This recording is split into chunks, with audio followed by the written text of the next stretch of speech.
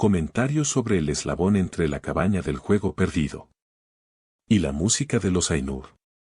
De ese modo el Ainulindale fue escuchado por primera vez por oídos mortales mientras Eriol permanecía sentado en el jardín luminoso de Tol Eressëa. Aún después de desaparecido Eriol, o Aelfwine, Rúmil continuó allí, el gran sabio Noldorin de Tirion, quien por primera vez ideó los signos adecuados para registrar la lengua y el canto, el Silmerillion, y la música de los Ainur le siguió siendo atribuida, aunque investida de la gravedad de los tiempos remotos, y muy alejado del filólogo gárrulo y caprichoso de Cortirion. Ha de observarse que en esta narración Rúmil había sido esclavo sometido a Melkor. Aquí aparece el exilio de los Noldor de Valinor, porque a él se refieren indudablemente las palabras de Rúmil sobre la marcha desde Kor, y no a la marcha de Imbe sobre el mundo, y también se dice algo de las lenguas y de aquellos que las hablaban. En este pasaje del eslabón Rúmil afirma: 1. Que los Telen, los Olosimpi y los Imbir habían tenido diferencias lingüísticas en el pasado. 2. Pero que esos dialectos se han mezclado ahora en la lengua de los elfos de la isla. 3. Que la lengua de los Noldoli, los gnomos, quedó profundamente escindida cuando partieron a las grandes tierras y fueron cautivos de Melkor. 4. Que los Noldoli que habitan ahora en Tol Eressëa han aprendido la lengua de los elfos de la isla, pero quedan otros en las grandes tierras. Cuando Rúmil habló de esos grupos perdidos que viven errantes y tristes en las grandes tierras, que quizá hablen de un modo muy extraño ahora, parece haberse estado refiriendo al resto de los exiliados Noldorin de Kor que no habían llegado a Tol Eressëa, como él mismo lo había hecho, y no a los elfos que nunca fueron a Valinor. Asterisco. En los cuentos perdidos el nombre dado a los elfos del mar, llamados después Telen, la tercera de las 3 tribus, es Olosimpi, flautistas de la costa.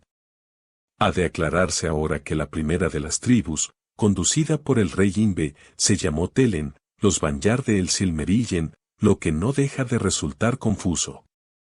¿Quiénes eran entonces los Imbir?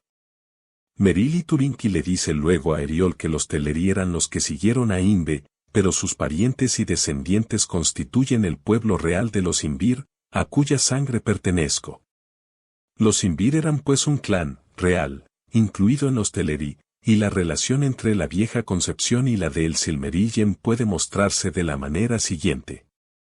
Cuentos perdidos el Silmerillion. 1 Teleri Banyar. Incluido Imbir. 2 Noldol y Noldor. Gnomos. 3 Olosimpi, Teleri. En este pasaje del eslabón, Rúmil parece decir que los Eldar se distinguen de los gnomos, sin embargo, son sin duda afines la lengua gnómica y el élfico de los Eldar, y Eldar y Noldoli se oponen en el preámbulo en prosa de Cortirion entre los árboles. En otra parte el élfico, como lengua se opone a gnómico, y Eldar se emplea como fórmula en contradicción a gnómico. De hecho, en los cuentos perdidos se explica perfectamente que los gnomos eran ellos mismos Eldar, por ejemplo, los Noldoli, que eran los sabios de los Eldar, pero por otra parte leemos que después de la huida de los Noldoli de Valinor, Aule aún concedió su amor a los pocos gnomos fieles que permanecieron en sus recintos, aunque los llamó en adelante Eldar.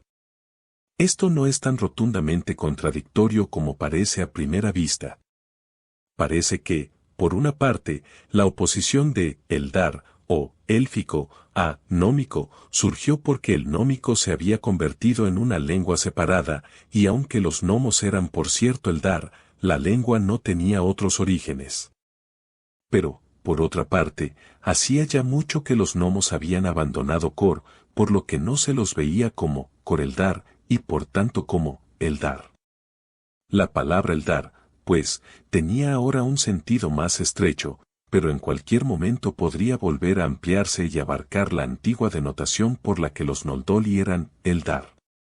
Si esto es así, el sentido restringido de Eldar refleja la situación de días posteriores en Tol Eressëa, y en verdad, en los cuentos que siguen, donde la narración se refiere a tiempos anteriores a la rebelión de los Noldoli y su partida de Valinor, son de modo rotundo, Eldar.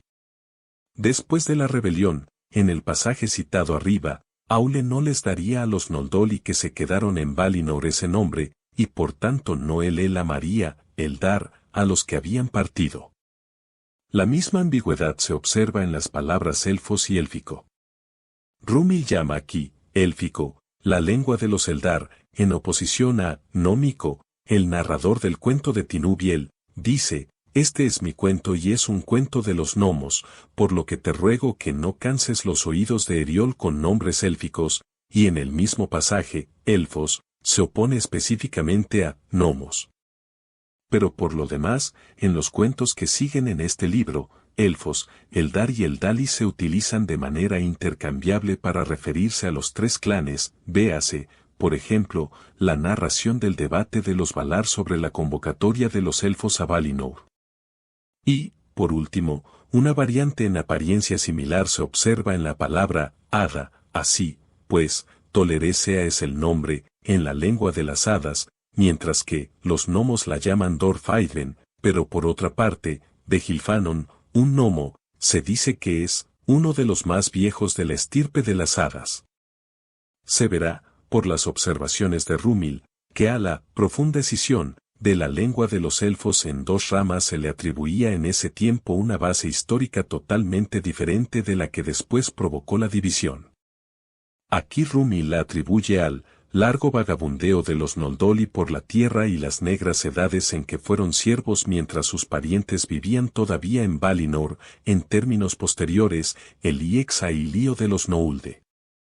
En el Silmarillion los Noulde llevaron la lengua valinoreana a la Tierra Media, pero la abandonaron, salvo para comunicarse entre sí, y adoptaron en cambio la lengua de Beleriand, el Sindarin de los elfos grises, que nunca habían estado en Valinor. Quenya y Sindarin eran de origen común, pero la profunda escisión se explicaba porque habían estado separados mucho tiempo.